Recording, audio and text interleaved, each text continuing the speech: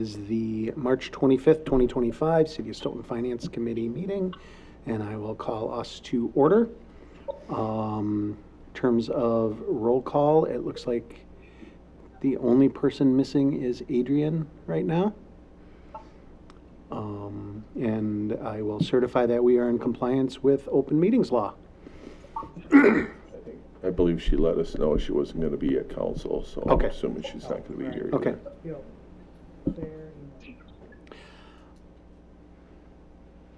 Okay. Public comment. I don't know that we have any public comment for this meeting.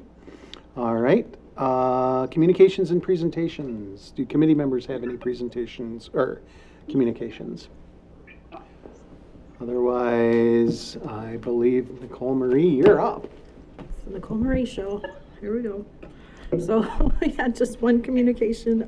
Drew by Hilton, their fourth quarter filing for their room tax report was due by January 31st. It's now over 30 days late, so we assessed them the $5,000 penalty plus interest for February. This is the third year in a row that they've been delinquent at this time of the year. So usually they catch up, but it seems to be a habit.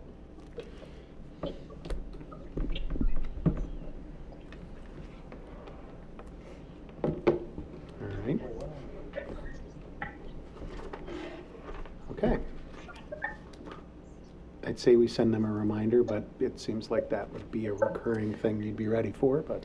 So usually every quarter, the treasurer, Lisa, does send reminders out to all of the room tax folks to remind them that their quarterly reports due, so they do get reminders already.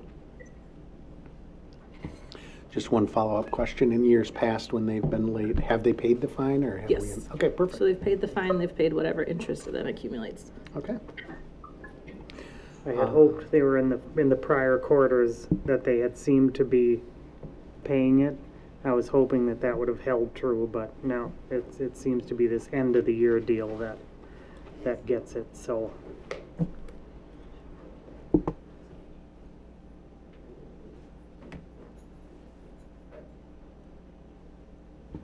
Okay. I will move on to approval of the minutes from the 3/11 meeting. I'd entertain them. Second. Moved by Ozzy, seconded by Brett. Any additions, edits, comments, etc.? Hearing none, all in favor, please say aye. Aye. Aye. Aye. Any opposed? Okay, that carries, and we'll move on to reports. These are the February reports. Again, like Dave had mentioned the last couple times we've had these on here, or I guess for January, that we don't have a lot of comments yet this far into the year on things. One thing I did want to highlight was that the total for the negative cash attributed to the TIDS is now up to 2.168 million. So we're going to keep highlighting that number as we go forward. Next month, Ellers will be here at council to present on the financial picture for the TID districts. So we have that upcoming to look forward to.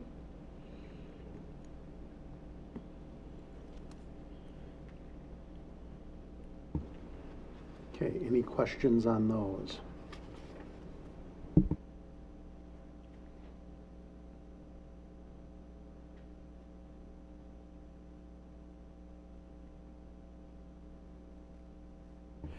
Okay, hearing none, we'll move on to discussion and possible action regarding the general fund balance. I believe this is based off of the memo. Yes. Okay. Yep. So I wrote up a little ditty, so I'm going to focus on reading that. But before Dave left, he compiled a general fund balance analysis for 2024. And with that analysis, it does show that we will dip below our 25% target for the unassigned fund balance to 24.1%. And so that's just under where our target is. Our range is between 10 to 25%. So we're still within the range, but we're below that kind of high-end target figure. Some of the big things that are contributing to this are about $600,000 in the amounts that are due from the TIDS to the general fund. The $244,000 in building rent from 23 and 24 that's due from Stoughton Utilities, and then about $115,000 in where the general fund exceeded the revenues. So that was where departments went over budget from 2024. Back in 2023, Resolution 131 of 2023 directed that 100% of sick leave balance, excluding stormwater, EMS, and Stoughton Utilities, be recorded as assigned fund balance, meaning that it's assigned for that specific use. At the time, there was available fund balance to accommodate this. However, in Dave's memo, he highlights that that is no longer the case and a luxury we can no longer afford. One of the items that Dave mentioned to remedies for this was to reduce the vested amount from 100% of sick leave to 50% of sick leave. Then the additional memo that I drafted in the subsequent analysis kind of reflects the potential outcome if we take this action. So as of December 31st of 2024, the assigned fund balance for 100% of sick leave is $1.227 million. And this covers 111 city employees and a grand total of over 32,000 hours. GASB statement, Governmental Accounting Standards Board Statement 101 on compensated absences requires that the city recognize the liability for leave that is A, accumulated, B, rendered for services already performed, and C, is most likely to be used or otherwise paid out. On average, the historical sick leave that the city employees use over a year is less than 6,000 hours. So we have 32 hours assigned to fund, 32,000 hours assigned to fund balance, and the average usage in a year is about 6,000 hours. So this reduction to 50% of the vested sick leave balance would result in about $613,000 added to the unassigned fund balance from the assigned fund balance. And this change as a percent of the budgeted expenditures, our target figure that we're looking for, would take it from 24.1% to 29.1%, an increase of 5%. This is a one-time remedy, though, that would place the fund balance ratio back within our policy target of being above 25%. But after that, we have less shells to look underneath to find remedies for. So that's it.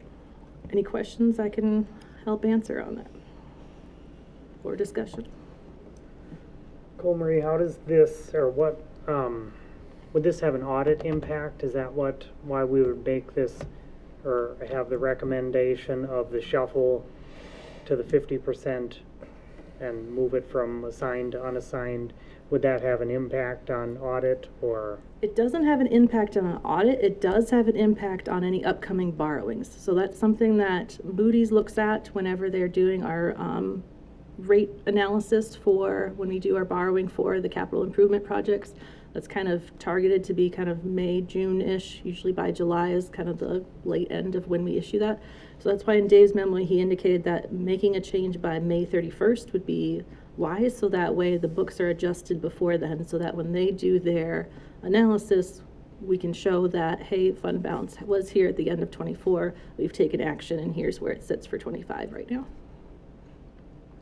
As an auditor's crystal ball on that, do you think that would slip, or this amount would slip us from, whatever, are we an AA rating to something less than that? I don't know that it would cause us to slip ratings. When we just went through the ratings call for Stoughton Utilities debt issue that they just had, it was more outside environmental factors, things at the state level that the city really can't change, things like the average income of our residents or whatnot, things that we can't really influence, were things that brought the rating to the level that it's at instead of going up to the next level. So I think we'd likely stay at the same level we're at. However, we don't want to keep having negative things come up that could affect it to go down to the AA1 versus AA2 is our current rating. And lodge in there. Yeah, one you want to lodge in there, otherwise I got one more to follow. Oh, no, go ahead. Oh, all right. So if this recommendation, if we decide that this is what we would like to recommend, then if this gets to a resolution to do so, as we'll need to do so, then will we automatically build into that resolution a sunset time to reset that back to the 100%? I mean, I guess I'd like to have, so that we don't forget. If that's the committee's direction, we can definitely bake that into it. At this point, I don't have an outlook of when we would return to being at a target level that you would like to set it. If you recall, when we went through the budget in the fall, we kind of had laid out what the fund balance usage looked like if things continued the way they were, and we were projecting that we were going to dip below that in '26. Matters being what they are, we've already dipped below that target here at the end of '24. So I think as other things that we're kind of keeping an eye on in finance is that we would like to kind of get together with departments closer to when we've been distributing those revenue and expenditure reports every month. We get very few questions back, but having kind of sit-downs, one-on-ones with each of the departments to go through those before we find out, oh, we've gone over budget and there's nothing we can do at this point. It's so late in the year to kind of have some of those meetings earlier in the year. All right, so maybe it wouldn't be like a look back sort of thing, but I guess then, like I say, if we decide to run through this and go with the whole resolution, maybe one of the bits in there I would like is to reevaluate it during our CIP time when we're in committee of the whole. Sure. Then, so that we can at least take another snapshot of where we are, and then if this has to ride, which I certainly hope not, into another fiscal year, but if we have to, then we have to. Mm-hmm. All right. My question really piggybacks off of that. My question was going to be, was there any analysis if this stays, what the impact would be in year 2, year 3, or we're just really focusing in on this year? Digesting the question. What would the effect on fund balance be if we kept it at this 50% level going forward? The adjustment for compensated absences is relatively small from year to year. The way that Dave had formulated it, and I went through it with him, he had one correction kind of as we were going through about how his formula takes a look at the age of each employee. So that way, if somebody's 54 right now and they turn 55 next year, eligible for early retirement, the way some formulas look at it is that it's early retirement, is that at 54 you have no liability, but at 55 you do. And so to go from 0% to 100% in the next year is a big gap. So the way finance kind of looks at it is that we kind of have a I'm grasping for the right word, but basically kind of a skewed, as folks get older, they have more likelihood. So that way, even though somebody may be on the younger end of it, myself included, that, you know, I have some liability being recorded because I'm not near that retirement age yet, but that way, as folks age into getting near their end of their career, we have more of that balance kind of recorded as a compensated absence. Does that answer the question? It does. In a roundabout way? It does, and 55 is tomorrow for me, so, Oh, nice. but I'm not retiring anytime soon. All that Yeah. Yeah.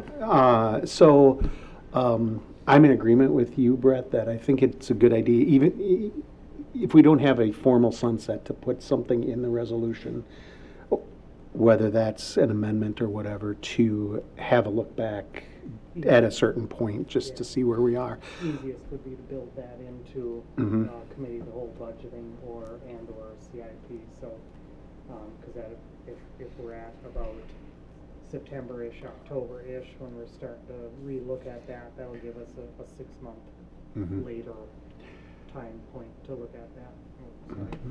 It'll give us a 6-month time point to look at that if we do that during the budgeting process. Yep. But I mean, it would just be like, you know, make a note on the finance calendar and we'll bring it up. So it wouldn't have to be to this committee. I mean, we could just discuss it at committee of the whole sort of thing. There's a few other things I can share with you guys. So when Ellers is at the council, they're also going to give us some recommendations on what we might do as it relates to the TIF. You know, things such as extending one TIF that's going to close if we choose to do it for Affordable Housing Fund. Another TIF that, as it exceeds expectations, we might use that as a donor TIF for one of the other TIFs that we're borrowing out of the fund balance for.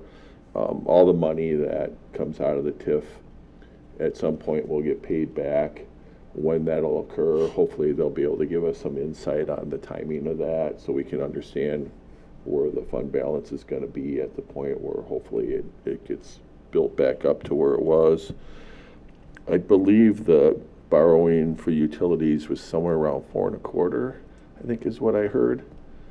4-point-something%. Yeah, so it was better than expected. So in our borrow, I don't know if we set a date yet for No, for no this date year's yet. borrow, but that'll be something that we'll be talking to Ellers about. They're going to be going through retirement there with Dave Ferris, and then Todd, who will be here in April to do the presentation, will kind of give us an update on that. A couple other things. Last week, Nicole Marie and I met with the gentleman that did the cost allocation. You might recall in 2022, we commissioned to have what turned out to be a citywide study done, and it's really complicated. I mean, 171-page report. I didn't get to see behind the curtain to see how this spreadsheet worked, but I'm sure it was pretty intense with lots of pivot tables. So the idea is we're looking at possibly doing some modifications and putting in 2024 numbers, and then hopefully using that during the budget process. We think there might be some opportunities there on our operations budget, because we have basically 3 enterprise funds, I'm going to call them. We have EMS, we have stormwater, and we have Stoughton utilities. And we think there's going to be some opportunity to increase those amounts. I think you were doing some digging a little deeper on those. I did look at what we have budgeted for, like EMS right now, stormwater. We don't have anything budgeted for admin fees per se. But I think as we go through the 2026 budget process, we'll be kind of looking at the cost allocation report and what our admin fees have been. We have kind of a little bit more liberty to set what it is for EMS and for stormwater than we do for Stoughton Utilities. Theirs is kind of a negotiation starting point. And then the other, we did get an opinion on the Stoughton Utilities building rent. We have a meeting scheduled with the attorneys in Baker Tilly, or maybe it's not scheduled, but there's an email out there trying to get it scheduled so we can understand the opinion. You might recall that we reduced the rent this year to $20,000 because we were told that we could only charge based on the depreciation value. I think that's consistent with the opinion we're going to get. Our city attorney hasn't offered his opinion on it as of yet, but we're going to have that conversation as well, which further highlights a reason for us to potentially sell that building because, they're basically saying, $20,000 a year, and utilities has been doing all the maintenance, but it really doesn't pay for us to hang on to it. So we're working on that, and then there's some other things we can talk about when we get into the discussion on the Juneteenth request that I can touch on. But so there's been some other conversations that we've been having, and as soon as we can get it to kind of the Reader's Digest version, we can share that with this group. I'm not really sure what we can do other than maybe the cover letter from Rob. I mean, there's no way we could even sit down and go through the report because it's just really complicated. yeah. But the good thing about having the cost allocation is that if for some reason we were ever challenged, we have a gentleman that's been doing this for 25 years, does like 60 of the 72 counties, does Madison and some other municipalities that have to do it annually for like mass transit because they get federal money and they have to be able to provide the documentation that those cost allocations are being handled appropriately. So we feel like if anybody were to ever challenge things like the stormwater fee, we could say, well, here's our cost right here. And we know that that's as good as it's going to get because we have the guy doing the work. So we feel really good about that. We wish we'd have had it done a little sooner, but I think it'll be timely to have that information as we go into the next budgeting process.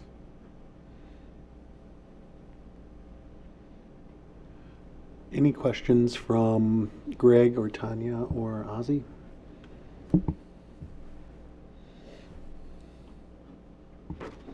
I'm good. So then, One last one. go for it.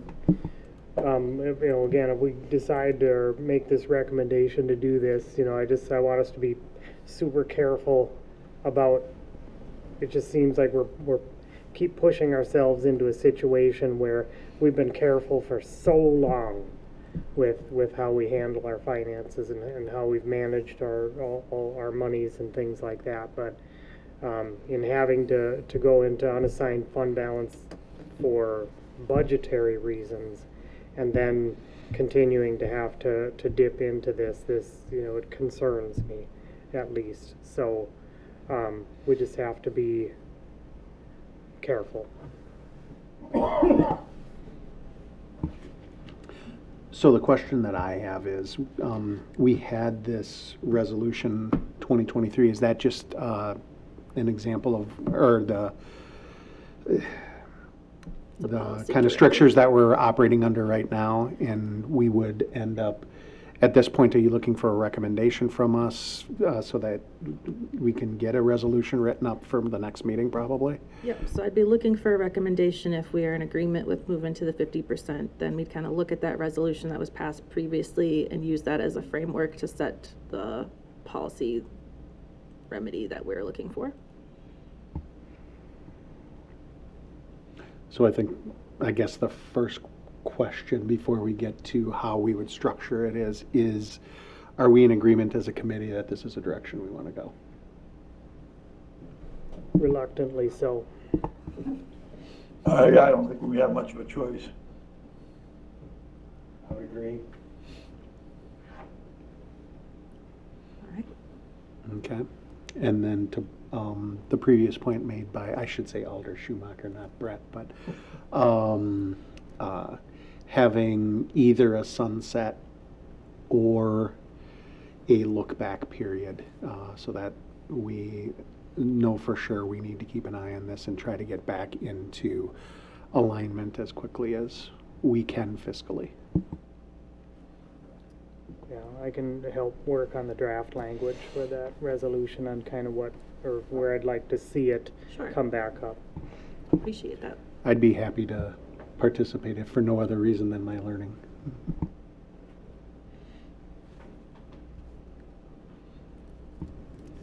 Do you have what you need from us? I do, thank you. Okay, so then we will move on to item 9, which is discussion and possible action regarding Juneteenth request for funding. This was an email from Jean, who has joined us.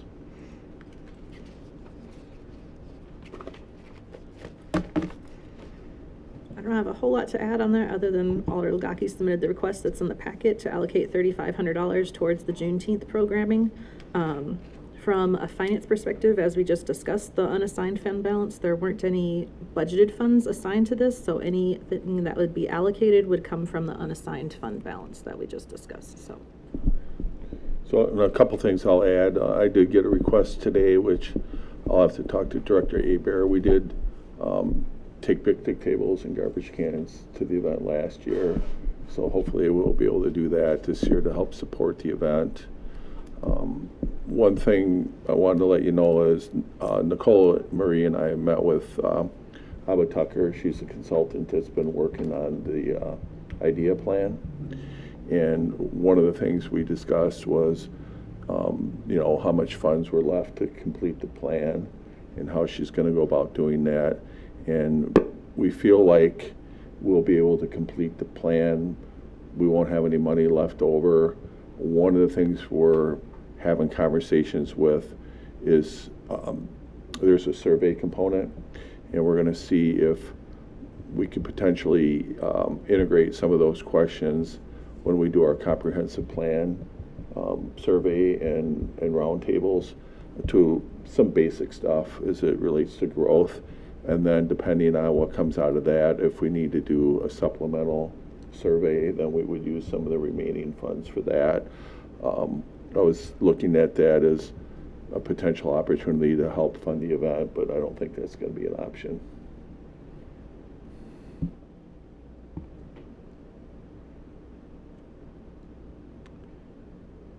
Any comments from the committee on this? I have one or two, so.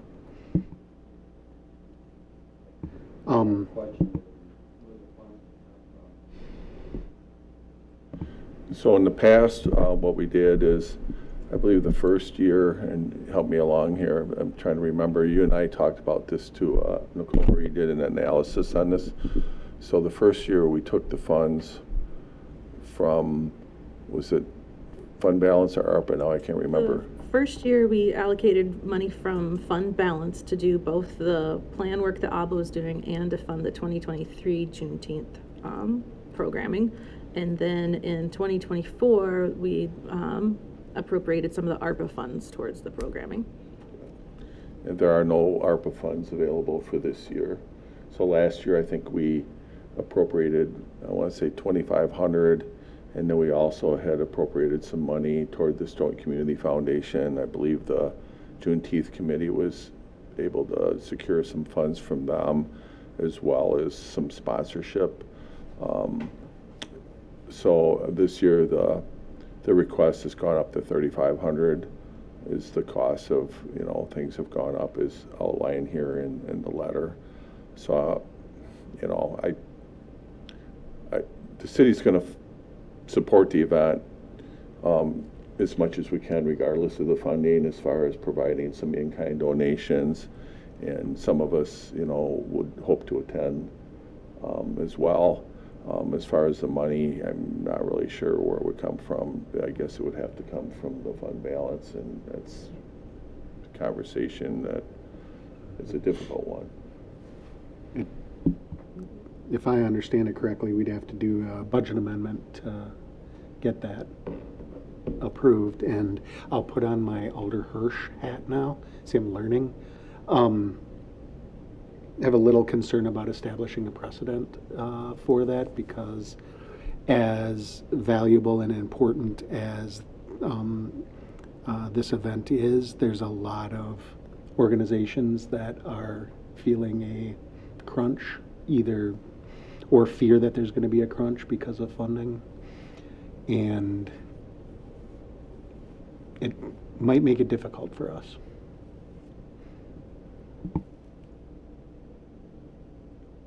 Just have a thought or suggestion. If we collect that 5,000 from True Hotel, those funds, remind me what they're designated for, or where do they usually go? So they go under the general fund, under a room tax penalty line item. And then what do we do with that money? It goes to the general fund, so it helps Okay. offset any fund balance usage. So I guess suggestion I'd have would be to use that money to go toward this when it does come in. If it doesn't come in, then we'd have to take it out of the general fund. Yeah, I don't know if we could do it springing like that. I think it'd be tricky. I don't know when we can anticipate it. I mean, the bottom line is, whether we're successful or not to fund it this year, we really don't have a sustainable plan, and I think it's up to the Juneteenth committee to come up with one, and it can't be the city. I think it's got to be, businesses or fundraising or sponsorship. I think the point that Alder Butler made is a good one, as far as, there's other organizations that would be coming to us as well. They're all good causes.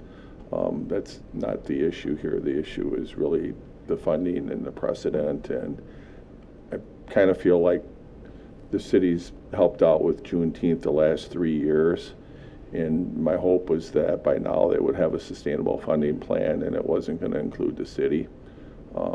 Obviously, that hasn't happened, so I'm really not really sure what the long-term plan is for Juneteenth committee as it stands.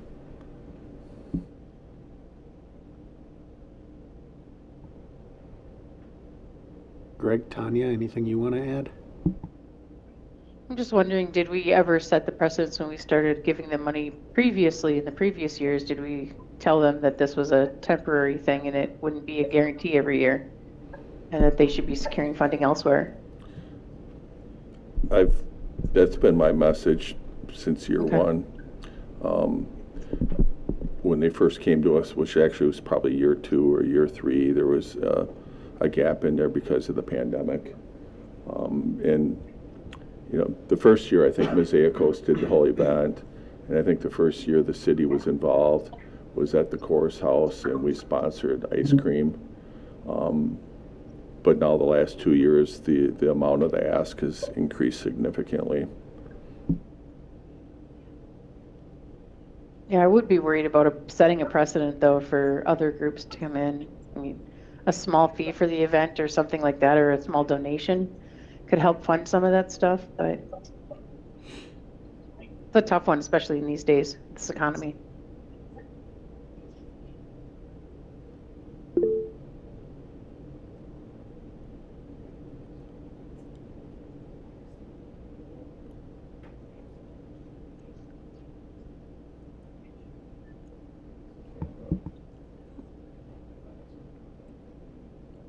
Craig has his hand up. Greg?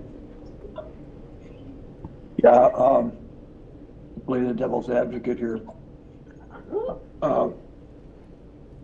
Looking at this strictly from a political point of view, if we were to reduce what we give them or not give them any money at all, it would look rather, I don't know, like we're bending to the current administration's war on DEI, and I don't want to do that. So I need to keep that in mind as well. But yes, I also think we need to keep in mind exactly what you were saying, that there was no guarantee on this, but it's just something we have to fight with.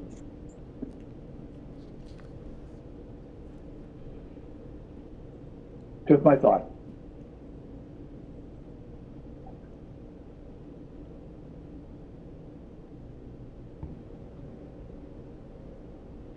Any other discussion?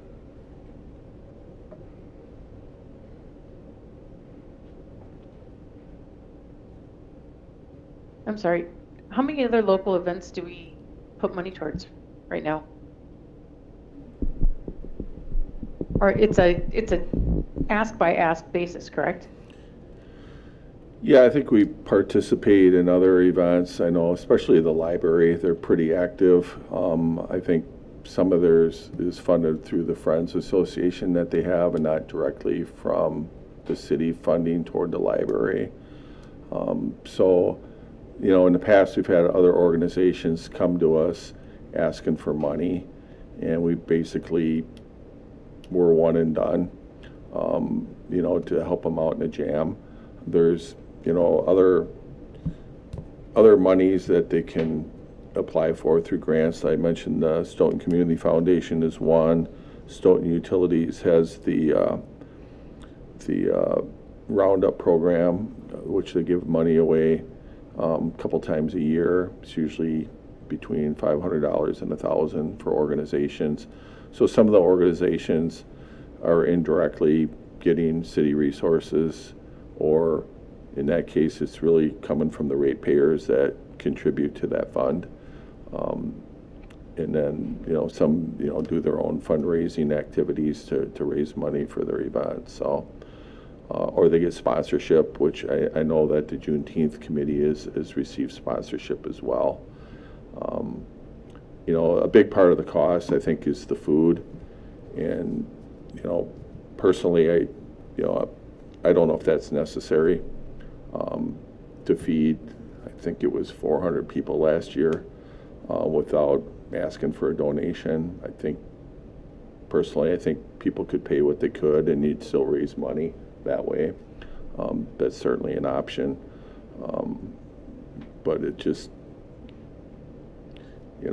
I can understand paying the entertainers, because that's their livelihood.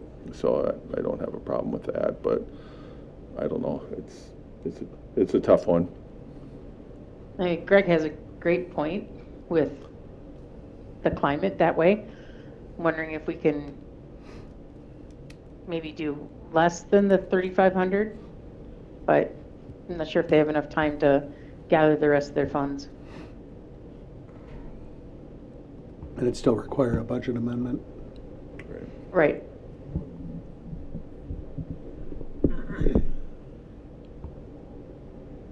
And Mayor Swadley, if I understand you correctly, the city will still participate. We're anticipating through streets through and Public things such as Works that. will be Public Works, there.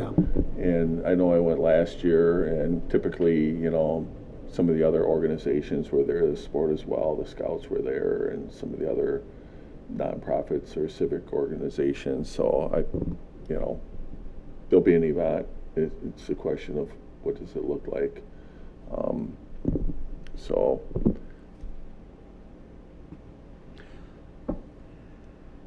Brett, did you have something? Yeah, I guess I'd like to see kind of what the breakdown in the costs are, and then see if the city would be able to sponsor a portion of the costs in there.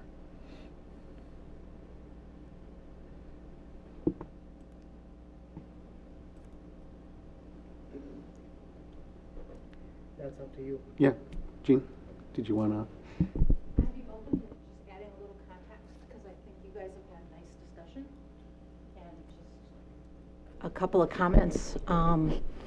The city is not the only source. They are seeking some sponsorships. And money comes in kind of ways from this conglomeration of many diversity, equity, inclusion, and accessibility organizations throughout the city. So it's sort of the big event of the year. As a person who's trying to put together a ragtag Pride Fest, the city is being invited, and I'd like for you guys to see that as an invitation to enter in a way that makes fiscal sense. And they've been providing a report about where that money goes, and we'll take this feedback. Historically, Juneteenth is about people of color really finding out that they were truly free, and it took a very long time for that news to travel across our country. And so we really appreciate the sponsorship of the city, and that this is meant to be about hospitality and to celebrate. And yep, the food is a little expensive. I think we will find ways, but having it be free and building up this event from a city like Stoughton, I think is a great opportunity.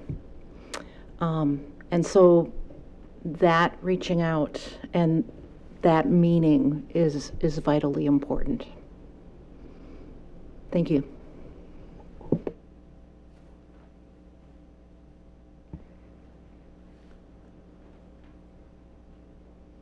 So I guess at this point, is anybody in a position where they want to make a recommendation? Otherwise, Jean, you have some things to discuss. I guess if somebody wants to make a recommendation for funding, this feels like it'd be a time to do that, or a request for additional information that we can relay. Mr. Chair, Mm-hmm. my thought would be that I think this is something that the whole committee or the whole council needs to make a decision on, and I think that as a member of this committee, I really don't want to make a recommendation. I'd rather bring it forward as is, unrecommended, to the full council, and have a good discussion about it there, and make the decision at that point as to what we want to do, because I think this is something that it needs to be more than just this committee.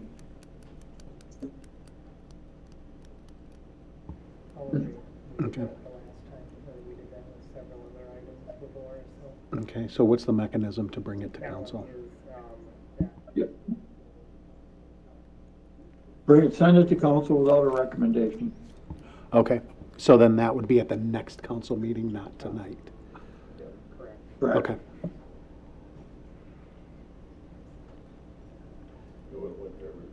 It would have went there regardless. okay, okay.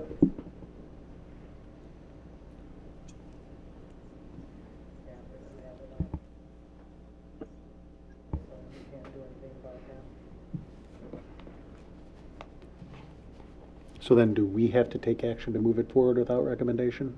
No. Okay, all right. Then unless there are objections, I guess that's the route we'll go at this point. Yep, moves forward without any action by council or by this committee. Okay. Next item is item 10, to amend the 2025 budget for ARPA fund carry forward. So similar to other resolutions we've seen the past few meetings for the 400 construction fund and the 410 capital funds, projects funds, this resolution amends the budget for ARPA fund carry forwards. These are projects that due to various reasons didn't get completed in 2024 as expected with those budgeted funds. So we're looking to carry forward the unspent funds to 2025 and amend the budget accordingly. And I would share that some of it's underway. So the solar panels at the fire station, I think they're pretty close to wrapping that up. The GIS, they've been doing some work, and that's going to carry into this year. It already has. And then what's the other one? The Main Street water lines. So we did 2 of the 4 so far. And we have a couple others that we're talking to, so we're about halfway there on that. And then, let's see. And then the work for the IDEA plan is, been ongoing. And the interest from ARPA is in there that we gained.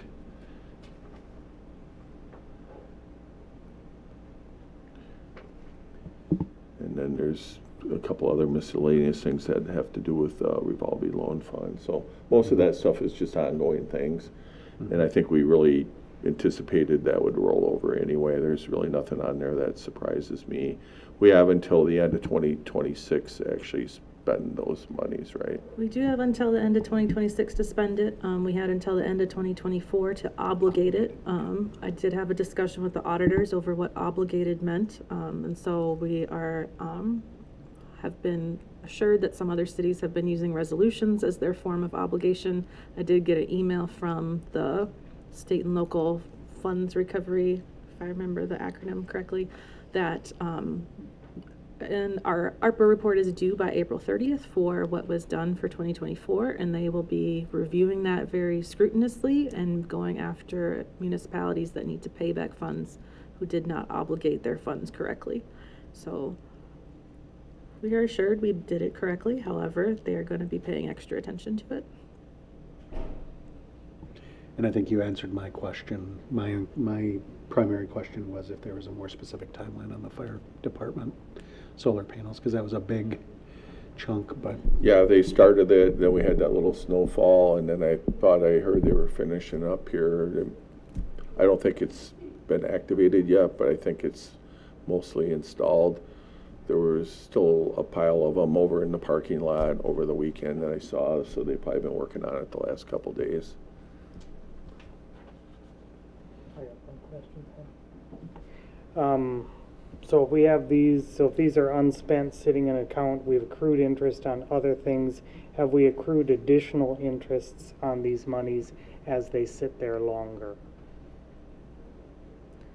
As the money sits there longer, yes, we accrue additional interest on it. However, when we went through the 2025 budget process, Dave had kind of used some of that interest to fill other gaps in the general fund budget. So it's not necessarily other avenues of spending that open up as the interest see. accrues. Okay, I was just wondering if there were any extra interests on there, perhaps some of that could be pushed toward the Juneteenth. The thing. interest on the interest. Interest on the interest, I guess. That's a good thought. We can maybe But- look into that between now and the next meeting. Right, even if it would amount to, I know we accrued a fair amount of interest on that, but even if it were an additional $500 or $1,000 or whatever, like. We can look into that. Yeah. There's that Einstein joke about compound interest being the most powerful force in the universe, so. Mm-hmm. So, any other questions or comments on this before we call the question?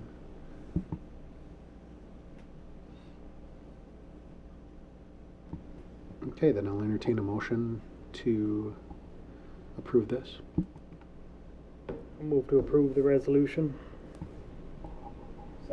Okay, moved by Brett, seconded by Ozzy. Any further questions?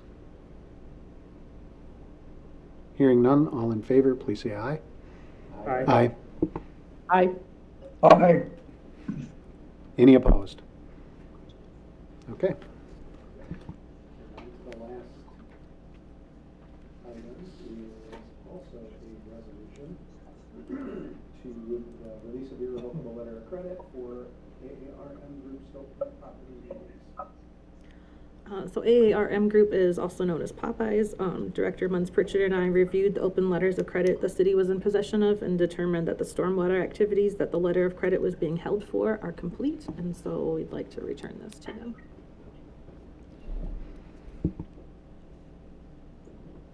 Seems pretty straightforward. Yep. It is Motion- straightforward.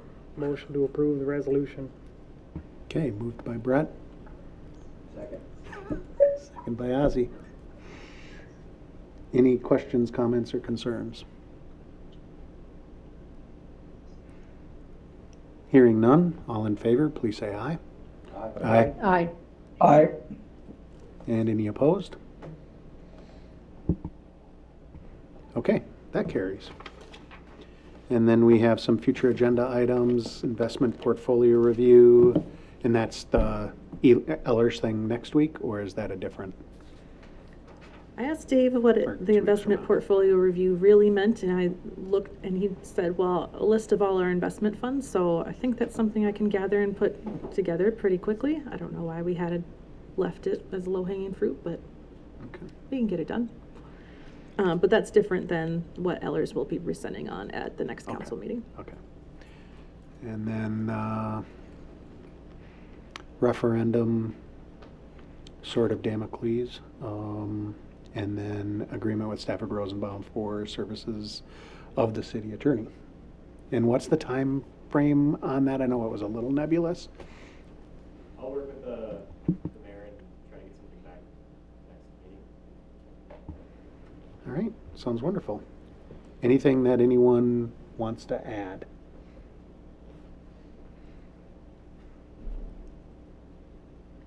Okay, I think you have enough work. Thanks. Then I will entertain a motion to adjourn. Motion to adjourn. Moved by Brett, Second. second by Ozzy. Yep. Okay, all in favor? Aye. Aye. I. Any opposed? Okay, we're adjourned.